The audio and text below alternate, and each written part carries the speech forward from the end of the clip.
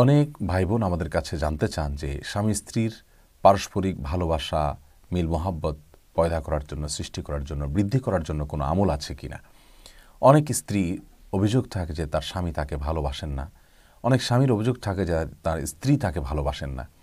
স্বামী স্ত্রীর পারস্পরিক ভালোবাসা, সম্প্রীতি, মোহাব্বত এটা বৃদ্ধি করার জন্য কোরআন এবং সুন্নাহ থেকে নির্দেশিত কোনো আমলের কথা প্রায় আমরা জানতে চাই।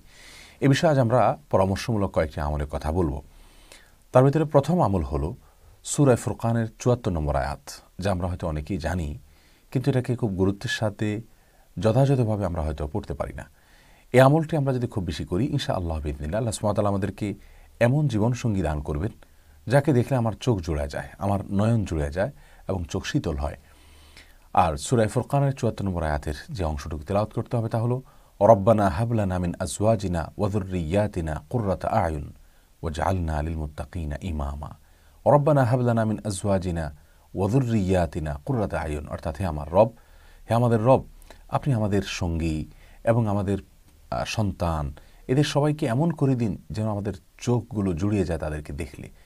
এত ভালো করে দিন যে আমার নয়ন জুড়িয়ে যায় তার আচরণে, তার আখলাকে, তার ব্যবহারে, তার ভালোবাসায়। মুগ্ধতা যেন ছেয়ে যায় আমার মধ্যে, আমি যেন আমার নয়নকে জুড়াতে পারি তার দিকে তাকিয়ে।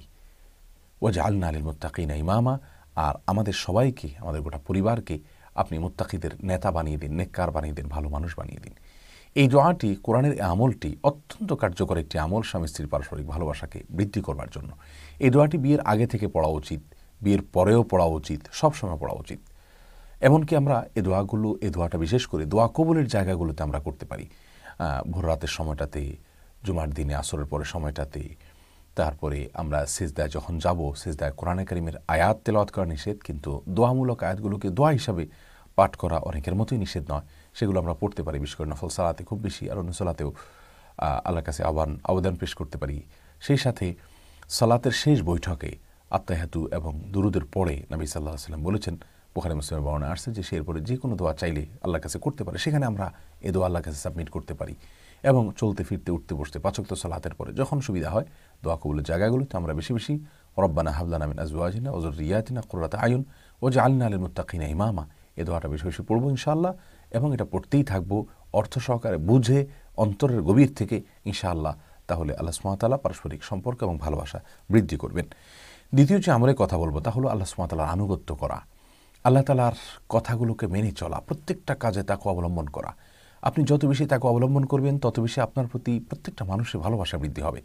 নবী আলাইহিস সালাম বলেছেন, বুখারীতে বর্ণিত হয়েছে যে ইন্নাল্লাহা ইযা আহাব্বা আবদান, আল্লাহ যখন কোনো বান্দাকে ভালোবাসেন, বান্দার আমলের কারণে, তার চিন্তার কারণে, তার আকীদার বিশুদ্ধতার কারণে, তাকওয়ার কারণে আল্লাহ যখন ভালোবাসেন তাকে, তখন নাদা জিবরিল, আল্লাহ তাআলা জিবরিলকে ডেকে বলেন যে তুমি ঘোষণা দিয়ে দাও যে আমি তাকে ভালোবাসি।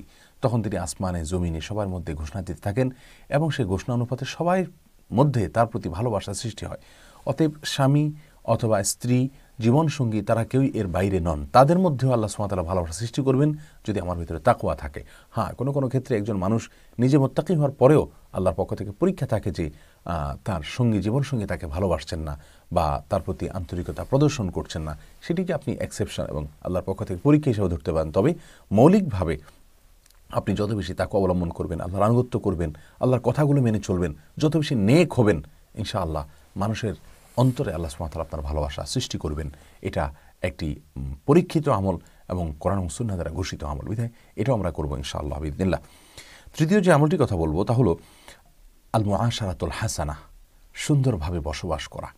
পুরুষদেরকে আল্লাহ তাআলা নির্দেশ করেছেন ওয়াশিরুহুন্না বিল মারুফ, সুন্দরভাবে, ভালোভাবে তোমরা তাদের সঙ্গে জীবনাতিবাদ করো, বসবাস করো। একই নির্দেশ নারীদের ক্ষেত্রে প্রযোজ্য হবে, তারাও তাদের স্বামীদের সঙ্গে অবশ্যই সুন্দরভাবে বসবাস করতে হবে। এটি আল্লাহ সুবহানাহু ওয়া তাআলার নির্দেশ সকলের জন্য, সবার জন্য। অতএব যত বেশি সুন্দর আচরণ করবেন, সুন্দর ব্যবহার করবেন, সুন্দরভাবে বসবাস করবেন, এবং আপনাকে কষ্ট দিলে তার বিপরীতে আপনি সবর করবেন, এবং আপনার সাথে দুর্ব্যবহার করলে আপনি তার বিপরীতে পাল্টা দুর্ব্যবহার না করে সুন্দর ব্যবহার করবেন। আপনি যদি এমন করে আসলেই চলতে পারেন এবং কিছুদিন আপনি প্র্যাকটিস করেন, দেখবেন ইনশাআল্লাহ আপনার জীবনসঙ্গীর আচরণ ইনশাআল্লাহ বদলে যাবে সন্দেহাতীতভাবে।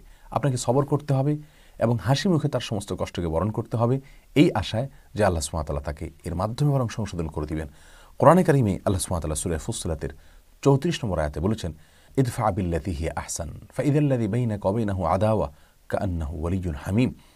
তোমার সাথে যদি কেউ দুরাচরণ করে, তুমি সুন্দর দিয়ে সেটাকে প্রতিহত করো, তাহলে দেখবে একসময় তার সঙ্গে তোমার যে শত্রুতা ছিল সেটা এমন একটা পর্যায়ে চলে গেছে যেমন কেমন যেন তোমরা উভয় অন্তরঙ্গ বন্ধু হয়ে গেছো। আল্লাহ সুবহানাহু ওয়া তাআলার এই আয়াত, এটার উপরে আমল করলে আমরা কেউই ব্যর্থ হব না, ব্যর্থ হওয়ার কোনো সম্ভাবনা নেই। আপনি আপনার জীবনসঙ্গীর সাথে সুন্দর আচরণ করবার সবচেয়ে বেশি হকদার সে, অতএব তাকে সুন্দর আচরণ দেখান। এমনকি সে দুর্ব্যবহার করে, আপনি মুচকি হাসি দেন, আপনি আল্লাহর জন্য সবর করেন, কিছুদিন যদি আপনি চেষ্টা করেন, ইনশাআল্লাহ তার মন আল্লাহ সুবহানাহু ওয়া তাআলা গলিয়ে দিবেন। এটাও একটা গুরুত্বপূর্ণ আমল এবং এটাও করা উচিত স্বামী স্ত্রী উভয়কে। চতুর্থ আমল হলো বেশি বেশি সালাম দেওয়া এবং উপঢৌকন দেওয়া, উপহার বিনিময় করা। সালাম দেওয়া এটা ভালোবাসা সৃষ্টির এক অলৌকিক আমল। যার সঙ্গে আপনার ভালোবাসা সৃষ্টি হওয়া দরকার, আপনার স্বামী স্ত্রী হতে পারে, অবশ্যই বৈধ ক্ষেত্রে হতে হবে, মা বাবা এবং অন্য কোনো পরিচিত অপরিচিত বৈধ ক্ষেত্রে যদি আপনার ভালোবাসা বৃদ্ধি করতে চান, তাহলে তার সাথে সালাম আদান প্রদান বাড়িয়ে দিন। নবী আলাইহিস সালাতু ওয়াস সালাম সহিহ মুসলিমের এক হাদিসে আসছে, তিনি বলেছেন যে ভালোবাসা বৃদ্ধির জন্য পরামর্শ দিয়ে তিনি বলেছেন, আফশুস সালামা বাইনাকুম, তোমরা তোমাদের মধ্যে সালামকে ব্যাপকভাবে প্রসারিত করো, তাহলে পারস্পরিক ভালোবাসা সৃষ্টি হবে। অতএব বাসা বাড়িতে যখনই একে অন্যের সঙ্গে দেখা হবে, জীবনসঙ্গীর সঙ্গে সালাম বেশি থেকে বেশি আপনি বিনিময় করুন এবং পূর্ণাঙ্গ সালাম দিন। আসসালামু আলাইকুম ওয়া রাহমাতুল্লাহি ওয়া বারাকাতুহু, স্পষ্ট করে সালাম বিনিময় করুন। ইনশাআল্লাহ বিইذনিল্লাহ ভালোবাসা বৃদ্ধি পাবে। সেই সাথে হাদিয়া এবং উপঢৌকন বিনিময় করা, উপহার আদান প্রদান করা। তাহাদু, তোমরা একে অন্যকে হাদিয়া দাও, তাহলে তাহাব্বু, তোমাদের ভিতরে তোমরা একে অন্যকে ভালোবাসবে, তোমাদের মধ্যে ভালোবাসার সৃষ্টি হবে। হাদিয়া এবং উপহার দিলেও ভালোবাসার সৃষ্টি হয়, এটাও আমরা করবো ইনশাআল্লাহ বিইذনিল্লাহ। 5 নম্বর যে আমলটির কথা বলবো তা হলো গুনাহ থেকে দূরে থাকা। আল্লাহর নাফরমানি হলে সেখানে কিন্তু আল্লাহ তাআলার রহমত উঠে যায়। আজ দাম্পত্য জীবনগুলোতে সুখ শান্তি প্রায় হারিয়ে যাচ্ছে। আমাদের মুসলিমদের অনেক বড় ঐতিহ্যের জায়গা ছিল যে আমরা এক অন্যকে খুব বেশি ভালোবাসতাম, আমাদের দাম্পত্য জীবনগুলো খুব বেশি সুখী ছিল, কিন্তু সেগুলো আস্তে আস্তে হারিয়ে যাচ্ছে। দিন দিন বিবাহ বিচ্ছেদের হার বাড়ছে এবং স্বামী স্ত্রীর দাম্পত্য কলহের পরিমাণ দিন দিন বাড়ছে। এর অন্যতম একটি বড় কারণ হলো আমরা আল্লাহর নাফরমানিতে নিমজ্জিত হয়ে যাচ্ছি। আল্লাহর নাফরমানিতে কেউ যদি নিমজ্জিত হয়, তাহলে সেখান থেকে আল্লাহ তাআলার রহমতটা উঠেই যায়।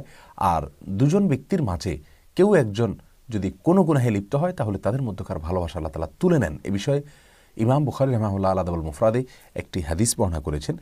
দুজন ব্যক্তি একে অন্যকে যদি ভালোবাসেন, পরে তাদের মাঝে বিচ্ছেদ হয়ে যায় বা বিচ্ছেদ ঘটে যায়, এটা শুধুমাত্র এই কারণেই ঘটে যে তাদের কেউ একজন যদি কোনো গুনাহে লিপ্ত হয়ে যায়। অতএব গুনাহে লিপ্ত হলে কিন্তু ভালোবাসা কমে যায়।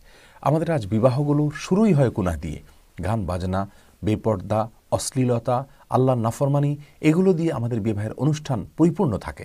যার কারণে বিবাহের অনুষ্ঠান থেকে আল্লাহর নাফরমানির ফলে ওখান থেকে আল্লাহর রহমত উঠে যায় এবং ভালোবাসা নির্দিষ্ট করে আমরা বলতে পারি যে দুজন ব্যক্তির মধ্যকার ভালোবাসা উঠে যাওয়ার একটা বড় কারণ হলো গুনাহে লিপ্ত হওয়া।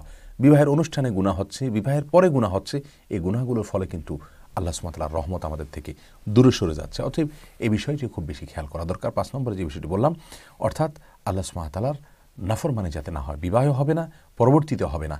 বাসা বাড়িতে যদি নাফরমানি হয়, ফিল্ম দেখাদেখি হয়, হারাম কার্যকলাপ হয়, গান বাজনা ইত্যাদি চলতে থাকে, আল্লাহ নাফরমানি চলতে থাকে, তাহলে সেখানে কোনো অবস্থাতেই আল্লাহর রহমত আসবে না, ভালোবাসা পয়দা হবে না।